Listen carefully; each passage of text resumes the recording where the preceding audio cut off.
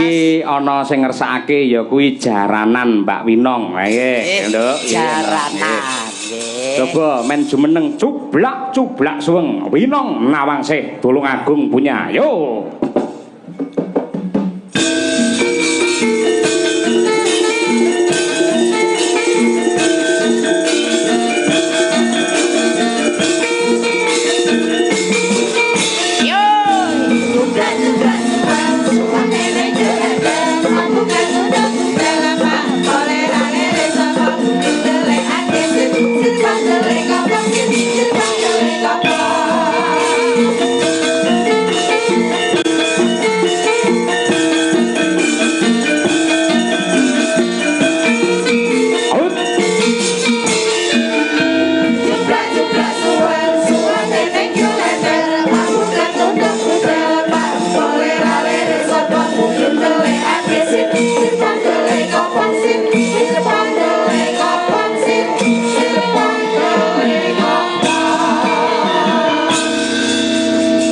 Gareng pun nate pinanggih kalian Genduk Winong. Alhamdulillah Mas. Pun nate? Pun namung sepindah niki.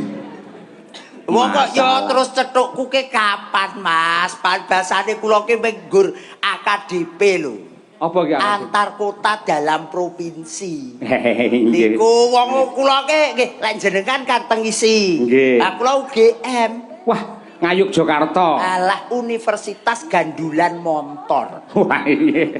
Mumpung panggih niku mangkenalan. Mbak Winong, wilujeng dalu no. Nggih wilujeng dalu. Minal aidin wal faizin. Nggih minal aidin wal faizin. Sepinten kelepataning kula nyuwun pangapunten. Nggih kula semanten ugi Pak Gareng. Alhamdulillah Mas ngeten iki lho. Gandes luwes nyenengni ati. Cara buah Mbak Winong niku napa? Lho paling boten anggur to, Mas. Anggur. Anggur. Kok iso anggur? Mbok ora dadak dionceki, ora dadak dikumbah langsung dipangan. Pus. Sih, lah iki Mbak Umi Hafifah cara buah napa? Mbak Umi Hafifah niki yen cara buah ngoten lek teng desa ranti. Ranti. Ranti. Kok ranti? Ranti niku nggih cilik, nggih. rupane ireng, wukeh cemul ngoten, lebubleng kena kanggo tamba. Oh, kowe tunggale jamu berarti kowe. Kena nggih jamu, kena nggih tamba tresna. Nggih. Lek Mbak Birgita iki. Birgita lho. Wih, jane kaya gini iki lek terus buah napa?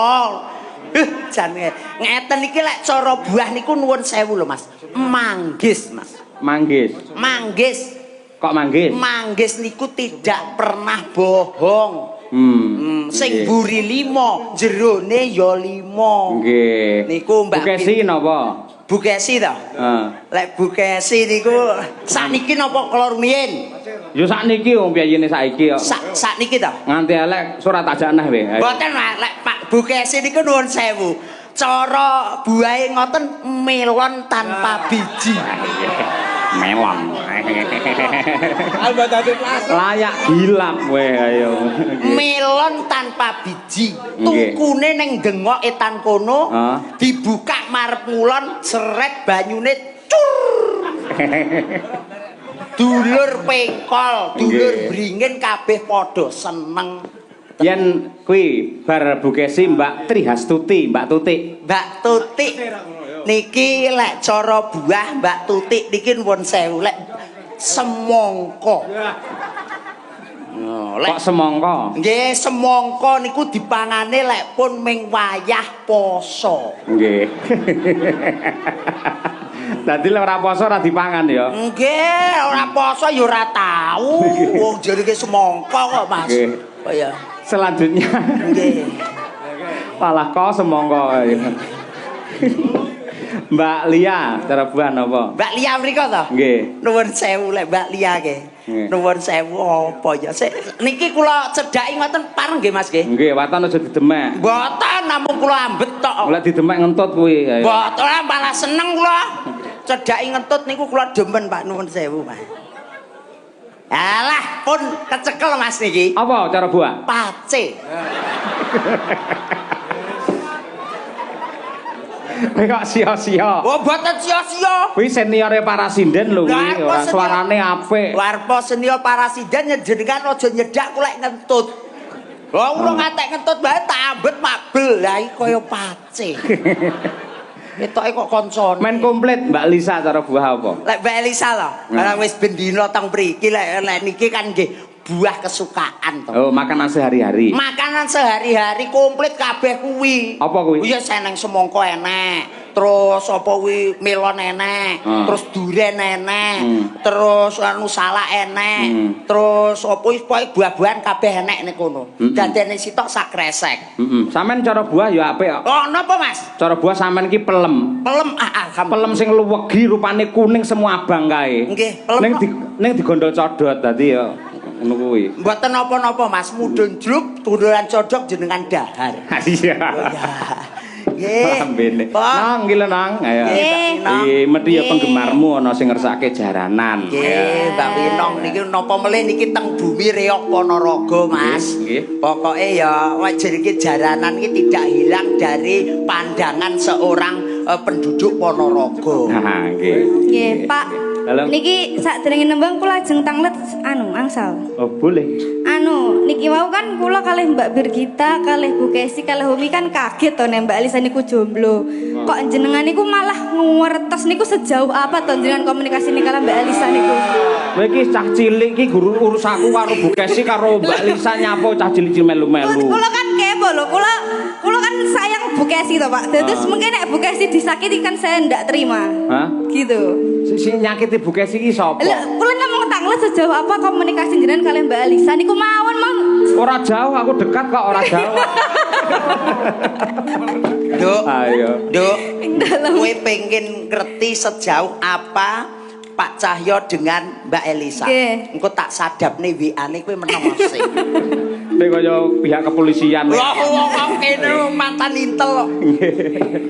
Ninggal katresnan ya nang ya. Nggih. Ayo, kita Moga. kok kangen suwi ora nembangake kuwi. Ayo, Langsung wae rong ramban. Ya, kaya ngono. Winong nawangse, coba diaturake para lenggah sugeng mirsani. Ya, mangga. Jaranan dangdut kreasi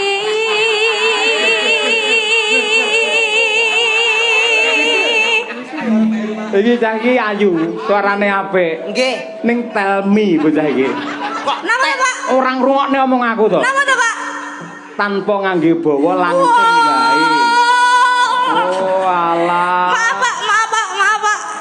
Duk Winong. Sadapane HP kuwi mau aja mbok waca saiki. Wong sadapane HP mbok waca saiki dadi bawa. Iya. Kok ndak kedengeran ya tadi ya? Maaf ya Pak. Umur kok ya. Iya.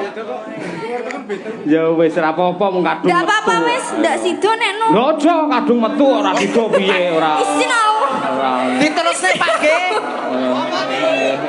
Saya tak tekokne Bapak. Saiki sing lenggah wae sing menghakimi. Pripun dibawani mboten, Pak? Lho bawa kuwi lho, kowe diselamatkan. Nah, diselamatkan. Nggih, iya. Iya, iki pikirane ya iki padha karo Mbak Elisa. Kowe seprene randang entuk pacar no wae. Jangan gitulah, Pak. Kuwi lah bocah bermangan. Kita gedhe ne ya kuwi ya gedhe mung awake tok. Ayo. Lho, kula iki gedhe atine nggih gedhe lho, Pak. Paling sak lepek. Mas Cahyo. Apa? Kula mboten patun ngomong. Lah napa? Wong jenengan pun persis kok. Ya. Ya dibacane nang ra apa-apa nang. Ayo, ora apa. Ayo. Sir kuwi aku menghindari bawa kuwi mergo mau wis dingi karo Mbak Elisa Asmarandana. Nek ora apa-apa, cakepane kan beda. Beda. Enggak. Ngapunten Pak, mboten mireng wae. Heeh. Tujune kowe cara buah kaya seger, pamane cara buah kowe pace, tak penging kowe. Untung kuwi mau dhewe awakmu anggur lho. Ora Iya. dadak diubah ndang dilek wae. Ya. Nggih. Garenge ngawut anggur mau jane umi lho, ayo. Ngawut mbane lho. Lho yo lek umi ki lek anggur lah wong isih sakmene cilike wong tenggo pinggir dalan dipangani kan nggih repot to, Mas. Iya. Mending nggih jamu wae lek wis sehat iki dolan nang anggur ngono. Iya. Ya nang ora apa-apa cah ayo. Ayo. Rineng kain daing beksa sentere jaran pegon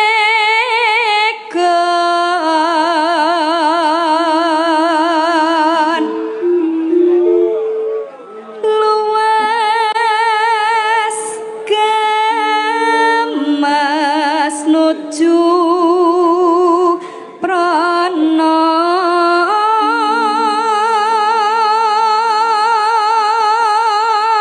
noneno pinter agawe brangto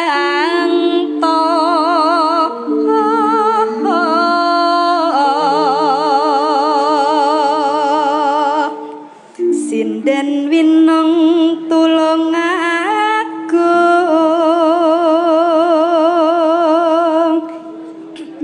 aja nganti ninggal tresno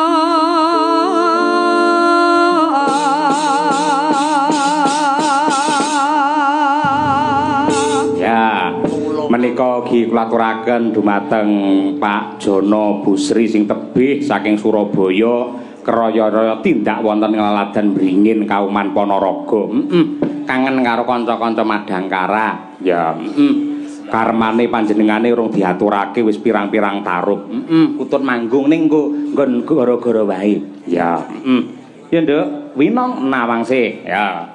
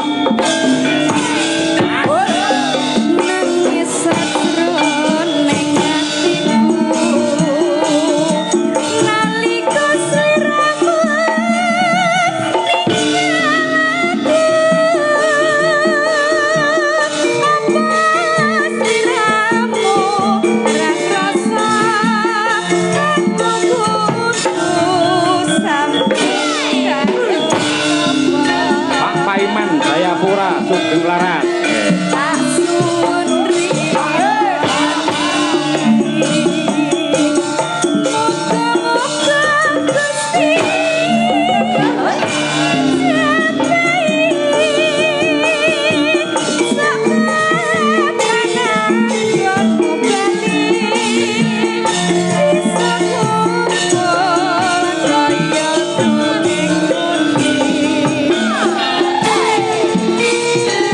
Hey!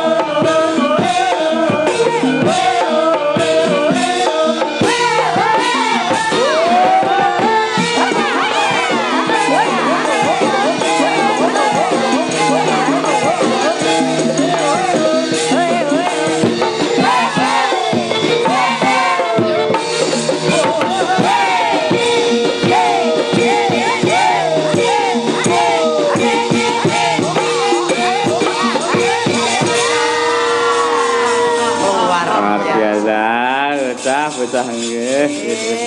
Tenan kok ya Kaya Jan. ngono cah Tulungagung polahe kaya ngono. Polahe kombo kula nyikrih teng mriko.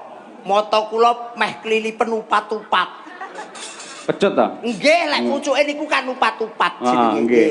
Meh mriki lho, Mas. Nggih. Mrucut mriki bablas ora iso omong.